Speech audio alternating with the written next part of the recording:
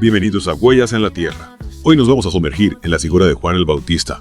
Aunque no escribió ni una sola palabra de la Biblia, fue crucial para allanar el camino para Jesús. Tenemos un texto que analiza su vida y ministerio. Y créanme, hay detalles fascinantes que a veces se pasan por alto. Así es. Juan el Bautista es como una bisagra entre el Antiguo y el Nuevo Testamento.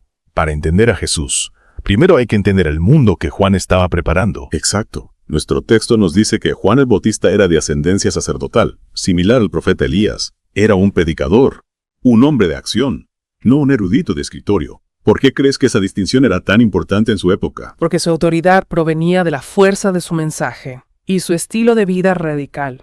No estaba interpretando las escrituras, sino viviéndolas de una manera que desafiaba las normas de la época.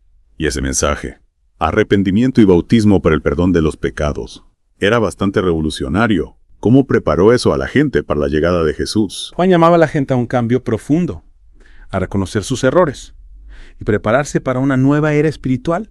Imagínate lo impactante que era este mensaje en un tiempo donde algunos líderes religiosos se enfocaban más en rituales vacíos que en la transformación personal. Es como si Juan estuviera diciendo, la verdadera espiritualidad no se trata de apariencias, se trata de cambiar desde adentro. Y la gente acudía en masa a escucharlo. ¿Verdad? El texto menciona multitudes enteras que iban a ser bautizadas por él en el río Jordán. ¿Por qué crees que su mensaje resonaba tanto? Creo que la gente estaba sedienta de autenticidad. Juan era un hombre austero. Se vestía con piel de camello, comía langostas y miel silvestre. Era un contraste total con la opulencia y la hipocresía de algunos líderes religiosos. Su estilo de vida era un reflejo de su mensaje. La transformación empieza por uno mismo. Y lo más sorprendente es que Jesús mismo fue a ser bautizado por Juan. ¿Qué significado tiene este evento en el contexto del ministerio de Jesús? El bautismo de Jesús por Juan fue un acto de humildad increíble. Fue como si Jesús se pusiera al nivel de aquellos que buscaban el perdón y la renovación. Imagínate estar ahí a orillas del Jordán, sintiendo la expectativa de la multitud. De pronto se abren los cielos, el Espíritu Santo desciende como una paloma y una voz proclama, este es mi Hijo amado, en quien tengo complacencia. Es una escena tan poderosa. Exacto. A pesar de preparar el camino, no tenía miedo de reconocer a alguien superior a él. Incluso se refería a Jesús como el Cordero de Dios, un título cargado de simbolismo. ¿Puedes explicarnos un poco más sobre este concepto? Claro. El Cordero de Dios conecta directamente con la idea del sacrificio en el Antiguo Testamento. Los corderos eran ofrecidos para la expiación de los pecados. Al llamar a Jesús Cordero de Dios, Juan estaba anunciando que Jesús sería el sacrificio definitivo, el que traería la salvación definitiva. Es un concepto profundo que da mucho que pensar. Nuestro texto también menciona el contexto histórico de Juan, con personajes como Tiberio César, Poncio Pilato, Herodes. ¿Por qué es importante entender esta época para comprender a Juan el Bautista? Porque nos recuerda que Juan no era un personaje de ficción. Existió en un momento histórico real, con tensiones políticas y sociales muy concretas. Entender el contexto nos permite apreciar mejor los desafíos que enfrentaron tanto Juan como Jesús y el impacto que sus mensajes tuvieron en la gente de su tiempo. Es como si al conocer contexto, la historia cobrara vida y se volviera más relevante para nosotros. Exactamente. Nos ayuda a conectar con la humanidad de estos personajes, a verlos como personas reales que enfrentaron desafíos reales y dejaron un legado que perdura hasta nuestros días. Y hablando de legado, hemos cubierto mucho sobre el papel de Juan como precursor, pero aún hay mucho que explorar sobre su mensaje y su impacto. Continuaremos con esta inmersión profunda en la segunda parte, así que no se vayan. Retomamos nuestra inmersión profunda en la vida y ministerio de Juan el Bautista. En la primera parte, hablamos mucho de su papel como precursor, pero ahora me gustaría que profundicemos en la esencia de su mensaje. Me parece perfecto. Nuestro texto nos proporciona algunas citas textuales de los sermones de Juan. Y la verdad es que son bastante reveladoras. Hay una particular que me llamó mucho la atención. ¡Oh, generación de víboras! No, es precisamente una forma suave de iniciar un discurso. Cierto. Es un lenguaje fuerte, ¿verdad? Pero esa frase nos revela la intensidad y la urgencia del mensaje de Juan. No estaba interesado en edulcorar la verdad. Quería sacudir a la gente de su complacencia y hacerles confrontar su propia pecaminosidad. Es como si les dijera, despierten, el juicio se acerca, pónganse a cuentas con Dios. Exactamente. Y fíjate cómo también desafía sus ideas preconcebidas sobre la descendencia y el privilegio. Él dice, no comiencen a decir dentro de vosotros mismos, tenemos a Abraham por padre. Porque os digo que Dios puede levantar hijos a Abraham aun de estas piedras. En otras palabras, ser descendiente de Abraham no te garantiza la salvación. La verdadera fe requiere un cambio interno, no solo un linaje. Así es.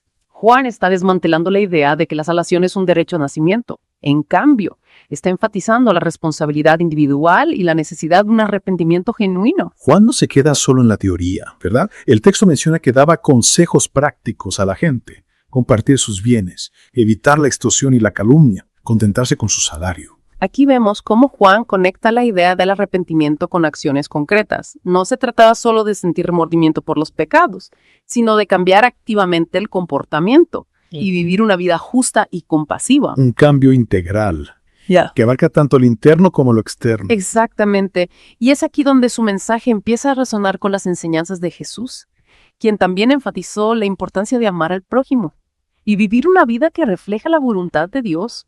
Algo que me llama la atención es el uso de imágenes vívidas en los sermones de Juan. Habla del hacha puesta a la raíz del árbol, de separar el trigo de la cizaña. ¿Qué significado tienen estas metáforas? Juan estaba enfatizando la realidad del juicio, la idea de que Dios separaría a los justos de los injustos.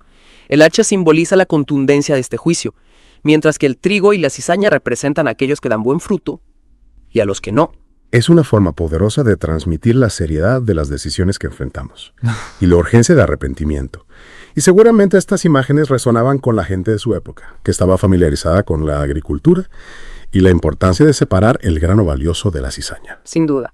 Y es con este telón de fondo de un juicio inminente que Juan anuncia la llegada de Jesús, describiéndolo como uno más poderoso que yo, de quien no soy digno de desatar la correa de su calzado. Es una declaración de humildad muy potente.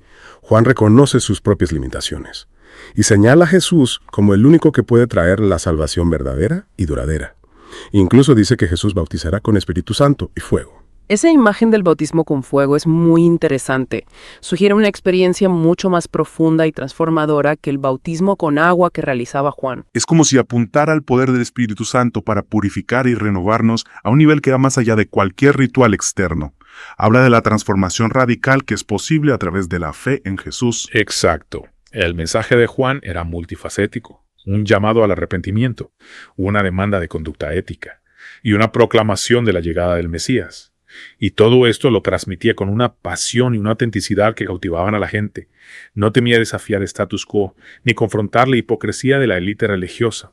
Y hablando de contexto, recordemos que Juan no predicaba en el vacío. Nuestro texto nos recuerda que su ministerio se desarrolló bajo el dominio del Imperio Romano, durante el reinado de Tiberio César, con Poncio Pilato como gobernador de Judea, y Herodes como tetrarca de Galilea. Claro. Juan operaba en un ambiente de opresión política y agitación social. El pueblo judío anhelaba la liberación, la llegada de un Mesías que los librara del yugo romano. Por lo tanto, su mensaje de arrepentimiento y la llegada del reino de Dios habría resonado profundamente con aquellos que anhelaban un cambio.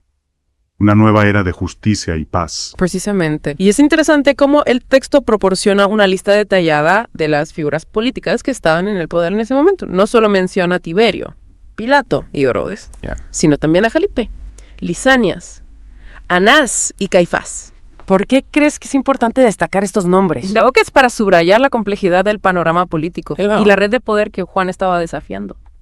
Al nombrar a estos individuos, el texto nos recuerda que Juan no operaba en un vacío, sino que confrontaba un sistema con personas reales. Y consecuencias reales. Es como si al conocer los nombres y los roles de estos personajes, la historia cobra una dimensión más tangible, más real. Exactamente. Y también resalta el coraje y la convicción que Juan demostró al hablarle a la verdad al poder, incluso cuando eso lo ponía en conflicto con las autoridades. Eso hace que su decisión de bautizar a Jesús sea aún más notable. Sabía que este acto podía ser visto como un desafío al establishment religioso y político. Sin duda. Sugiere que Juan estaba impulsado por un propósito superior. Una convicción que trascendía cualquier ambición personal o temor a represalias. Estaba dispuesto a arriesgarlo todo para cumplir su misión de preparar el camino para el Mesías. Es increíble cómo la historia de un solo individuo, que vivía una vida sencilla en el desierto, pudo tener un impacto tan profundo en el curso de la historia. Es un testimonio del poder de una voz auténtica y valiente que habla verdad al poder, sin importar las consecuencias. Y es un recordatorio de que cada uno de nosotros tiene el potencial de ser un catalizador para el cambio, de dejar nuestra huella en el mundo. Pero la historia de Juan el Bautista no termina aquí. Aún queda un capítulo por explorar. Un capítulo que nos lleva a confrontar su destino final y el legado perdurable de su mensaje. Los esperamos en la tercera y última parte de esta inmersión profunda. Llegamos ya a la parte final de nuestra inmersión en la vida de Juan el Bautista. En las partes anteriores, exploramos su rol como precursor, la fuerza de su mensaje, su valentía al desafiar a las autoridades, pero ahora nos toca abordar un aspecto más sombrío de su historia, su encarcelamiento y ejecución. Es una parte inevitable de la historia de Juan, una que nos recuerda el alto precio que a veces se paga por hablar verdad a poder. Nuestro texto nos dice que fue Herodes Antipas quien lo mandó a encarcelar. Y si mal no recuerdo, la razón fue la crítica abierta que Juan hizo a Herodes por haberse casado con Herodías, la esposa de su hermano. Una situación bastante polémica, ¿no? Sin duda, Juan no se anduvo con rodeos al condenar públicamente esta unión como una violación a la ley judía. Herodes, por supuesto, se sintió ofendido. Nuestro texto describe una relación compleja entre ellos. Herodes sentía temor hacia Juan, pero también una especie de fascinación por su figura. Es interesante esa dinámica, como si la autoridad moral de Juan fuera un imán que repelía y atraía a Herodes al mismo tiempo. No podía ignorar su mensaje, pero tampoco podía tolerar su juicio. Exacto. Y lamentablemente, fue Herodías quien finalmente orquestó la caída de Juan. El texto describe cómo utilizó a su hija, Salomé, para manipular a Herodes y conseguir que Juan fuera decapitado. Es una historia terrible que nos recuerda el poder de la venganza y lo lejos que algunas personas pueden llegar para silenciar a aquellos que desafían sus acciones. Un final trágico para una vida tan valiente y llena de significado. Sin duda, pero incluso en la muerte. El mensaje de Juan continuó resonando. Sus discípulos permanecieron leales, llevando sus enseñanzas a otros. Y su influencia se puede ver en los inicios del movimiento cristiano. Y por supuesto, su testimonio sobre Jesús como el Cordero de Dios se convirtió en una piedra angular de la fe cristiana. Exactamente. La voz de Juan pudo ser silenciada, pero su eco sigue resonando a través de los siglos, recordándonos el poder de hablar con la verdad, la importancia de una conducta ética y el potencial transformador de la fe. ¿Qué podemos aprender de esta inmersión profunda en la vida de Juan el Bautista? ¿Qué nos llevamos de su historia? Creo que hay muchas lecciones valiosas. En primer lugar, nos recuerda que hablar verdad al poder tiene un precio, a veces muy alto. Juan estuvo dispuesto a arriesgar su propia seguridad y finalmente su vida para desafiar a las autoridades y proclamar un mensaje de arrepentimiento y justicia. Es un ejemplo de coraje y convicción que nos interpela a nosotros también. Nos invita a reflexionar sobre nuestra propia disposición a defender lo que creemos, incluso cuando eso implique riesgos o incomodidades. Así es. Y la historia de Juan también nos recuerda que la verdadera fe no se limita a creencias o rituales, sino que se manifiesta en una forma de vida coherente con esos valores. Una vida de integridad. Se entiende con pasión y acción. Sus consejos prácticos, como compartir los bienes, evitar la extorsión y contentarse con lo que uno tiene, siguen siendo relevantes en nuestro tiempo. Claro. El mensaje de Juan nos desafía a mirar nuestras propias vidas y preguntarnos si estamos viviendo de acuerdo con nuestros valores. Utilizamos nuestros recursos para ayudar a quienes lo necesitan. Tratamos a los demás con justicia y respeto. ¿Estamos satisfechos con lo que tenemos o vivimos en una constante búsqueda de más? Preguntas profundas que nos interpelan a todos. Sin importar nuestra época o contexto. Y finalmente, creo que la historia de Juan nos recuerda que a veces el mayor legado que podemos dejar es guiar a otros hacia algo más grande que nosotros mismos. Como lo hizo él con Jesús, entendió que su rol era preparar el camino, disminuir para que Jesús pudiera crecer. Es una lección poderosa de humildad y generosidad.